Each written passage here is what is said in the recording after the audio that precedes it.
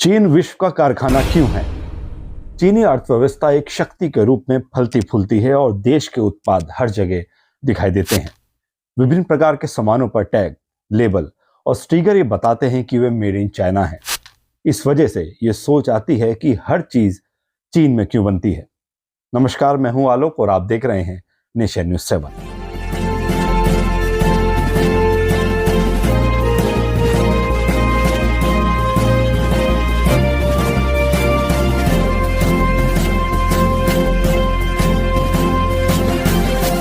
कुछ लोग सोच सकते हैं कि चीनी उत्पादों का दुनिया में हर जगह होने का कारण है सस्ती चीनी लेबर और उत्पादन लागत को कम करता है, लेकिन इसके अलावा भी बहुत कुछ है।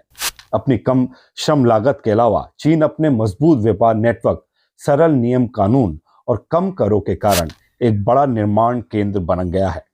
यहाँ चीजें बनाना सस्ता और आसान है। इसी कारण चीन को दुनिया की फैक्ट्री के रूप में जाना जाता है। बाजार में चीनी उत्पादों की प्रचुरता को देखते हुए ये स्वाभाविक है कि उपभोक्ता ये सोच रहे होंगे कि इतनी सारी वस्तुएं चीन में क्यों बनाई जाती हैं।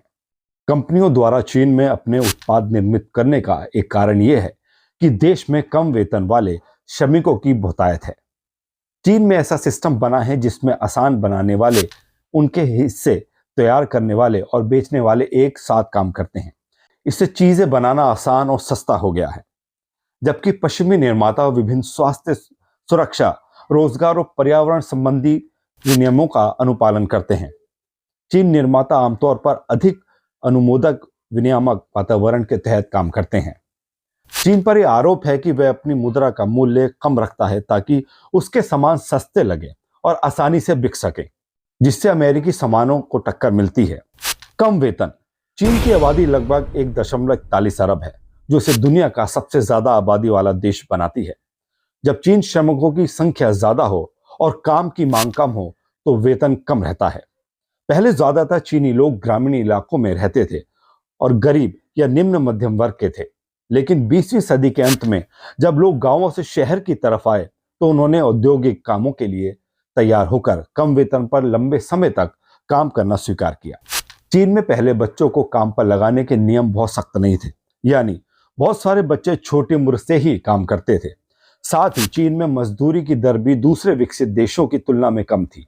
इसका मतलब है कि लोगों को कम पैसे मिलते थे, चाहे वे कितना भी काम करें।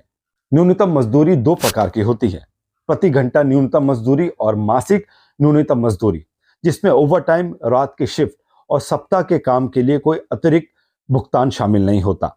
दोनों को प्रांतीय सरकारों द्वारा निर्धारित किया जाता है, जो हर कुछ वर्षों में न्यूनतम मजदूरी को अपडेट करती है।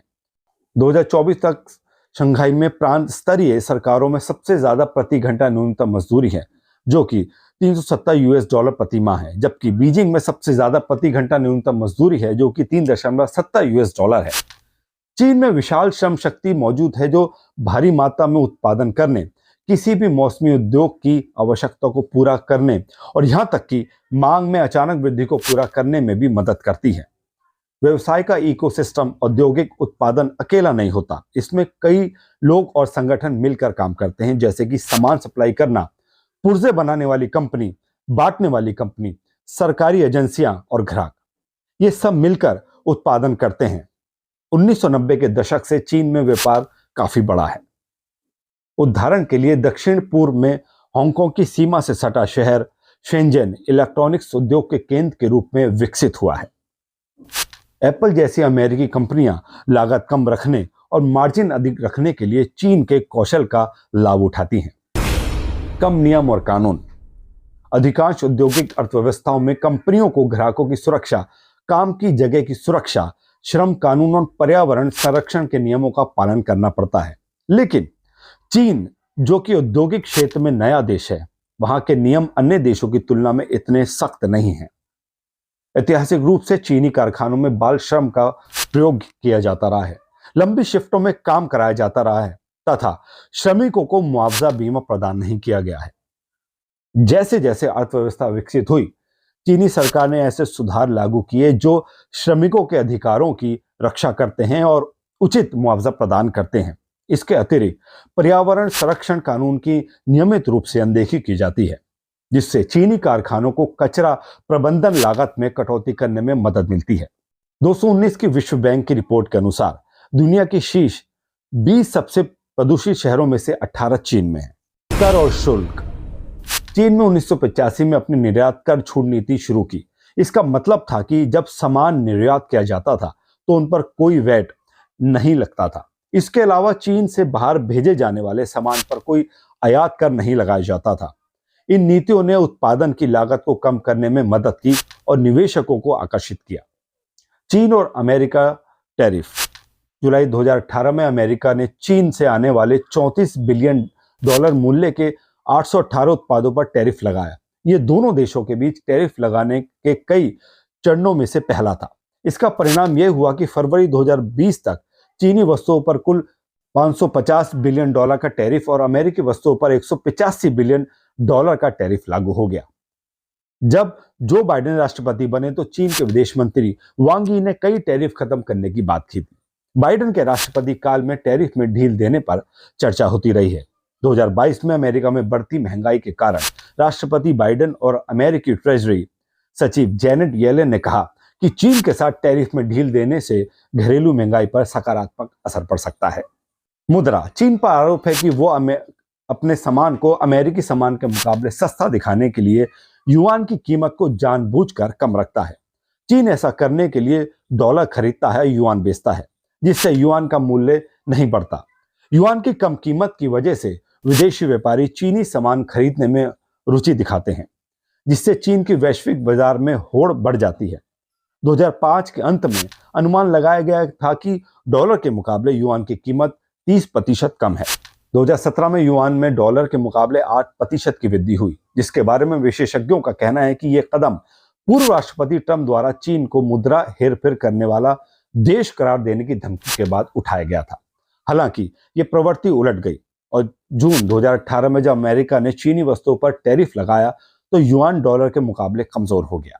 8 अगस्त 2019 को चीन के केंद्रीय बैंक ने युआन को घटाकर 7 प्रति डॉलर कर दिया, जो अप्रैल 2008 के बाद का सबसे कमजोर स्तर था।